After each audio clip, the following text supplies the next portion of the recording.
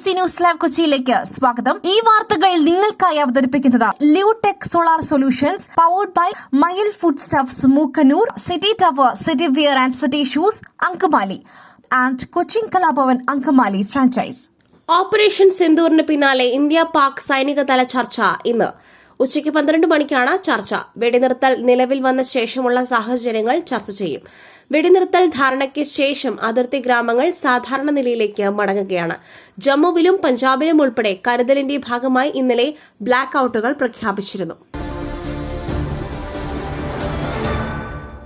ഞായറാഴ്ചയും തിങ്കളാഴ്ചയും ജമ്മു കാശ്മീരിലും അന്താരാഷ്ട്ര അതിർത്തിയിലെ മറ്റ് പ്രദേശങ്ങളിലും സ്ഥിതി ഏറെക്കുറെ സമാധാനപരമായിരുന്നുവെന്ന് സൈന്യം. ഷെല്ലാക്രമണമോ വെടിവയ്പോ റിപ്പോർട്ട് ചെയ്തിട്ടില്ല. 19 ദിവസത്തിന് ശേഷമുള്ള ആദ്യത്തെ ശാന്തമായ രാത്രിയാണിത്. ശനിയാഴ്ച വൈകുന്നേരം ഇന്ത്യയും പാകിസ്ഥാനും വെടിനിർത്തലിന് സമ്മതിച്ചതിനെ തുടർന്നാണ് ഇത്. മെയ് 11 രാത്രി ഒരു പ്രധാന മാറ്റത്തിനാണ് വഴിയൊരുക്കിയത്. ഏപ്രിൽ 22 പഹൽഗാം ആക്രമണത്തിന് ശേഷം വെടിനിർത്തൽ ലംഘനങ്ങളിൽ ആദ്യത്തെ പൂർണ്ണമായ ശാന്തത കൈവരിച്ചു. ഇന്ത്യയുടെയും പാകിസ്ഥാന്റെയും ഉന്നത സൈനിക ഉദ്യോഗസ്ഥർ ഇന്ന് ചർച്ച നടത്തും. Director general of military operations lieutenant general Rajiv ഖായിയും മേജർ ജനറൽ കാശിഫ് ചൌധരിയുമാണ് ഇന്ന് ഉച്ചയ്ക്ക് 12 മണിക്ക് ചർച്ച നടത്തുക. ഈ പ്രസരിപ്പ്, ആരോഗ്യം, എല്ലാത്തിനും അടിസ്ഥാനം ചിട്ടയായ ആഹാരരീതിയാണ്. തിരഞ്ഞെടുത്ത നെല്ലിൽ നിന്നും പോഷക ഗുണങ്ങൾ നഷ്ടമാവാതെ തയ്യാറാക്കുന്ന അതിവിശിഷ്ടമായ മട്ടയരി, മയിൽ മട്ടയരി. വൈറ്റമിൻസ്, മിനറൽസ്, പ്രോട്ടീൻസ്, ഫൈബർ തുടങ്ങിയവയാൽ സമ്പുഷ്ടമാണ് മയിലിന്റെ മട്ടയരി. കലർപ്പില്ലാത്ത മയിൽ മട്ടയരി ഒരിക്കൽ ഉപയോഗിച്ചവർ ശീലമാക്കുന്നു, എന്നെ പോലെ. മയിൽ റൈസ് ആൻഡ് ഫുഡ് പ്രോഡക്ട്സ്, ശ്രേഷ്ഠം സമ്പുഷ്ടം. CBSE 10-12 പരീക്ഷകൾ എഴുതിയ 42 ലക്ഷത്തിലധികം വിദ്യാർത്ഥികൾ ഫലത്തിനായി കാത്തിരിക്കുകയാണ്. CBSE 10-12 ക്ലാസുകളിലെ ഫലങ്ങൾ പ്രഖ്യാപിക്കുവാൻ ഇന്ന് സാധ്യതയുണ്ട്. കഴിഞ്ഞ വർഷം മെയ് 13 ബോർഡ് ഫലം പ്രഖ്യാപിച്ചത്. ഈ വർഷവും മെയ് 13 മുൻപ് ഫലം പ്രഖ്യാപിക്കുമെന്ന് പ്രതീക്ഷിക്കുന്നു.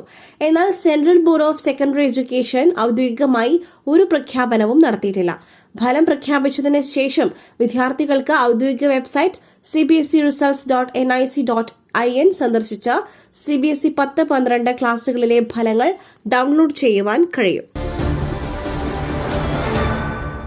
തിരുവനന്തപുരം നന്ദൻകോട് കൂട്ടക്കൊലക്കേസിൽ വിധി ഇന്ന്. തിരുവനന്തപുരം 6ാം അഡീഷണൽ സെഷൻസ് കോടതിയാണ് വിധി പറയുക. 2 തവണ കേസിൽ വിധി പറയുന്നത് മാറ്റിവച്ചിരുന്നു. ഏകപ്രതി കേതൽ ജെൻസൺ രാജ മാതാപിതാക്കളെയും സഹോദരിയെയും ബന്ധുവായ സ്ത്രീയെയും കൊലപ്പെടുത്തി എന്നാണ് കേസ്. പിതാവിനോടുള്ള വിരോധമാണ് കൊലപാതക കാരണം എന്നാണ് പ്രോസിക്യൂഷൻ വാദം.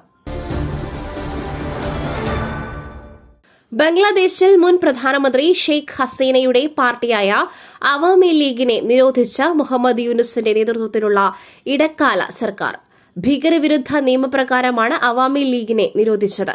രാജ്യത്തിന്റെ സുരക്ഷയും പരമാധികാരവും സംരക്ഷിക്കുക എന്ന ലക്ഷ്യത്തോടെയാണ് അവാമി ലീഗിനെ നിരോധിച്ചത് എന്നാണ് അറിയിപ്പ്. പാകിസ്ഥാനുമായുള്ള വെടിനിർത്തൽ ധാരണ നിലവിൽ വന്നെങ്കിലും സിന്ധു നദീ ജല കരാർ നിർത്തിവെക്കും എന്ന നിലപാടിൽ ഉറച്ച ഇന്ത്യ.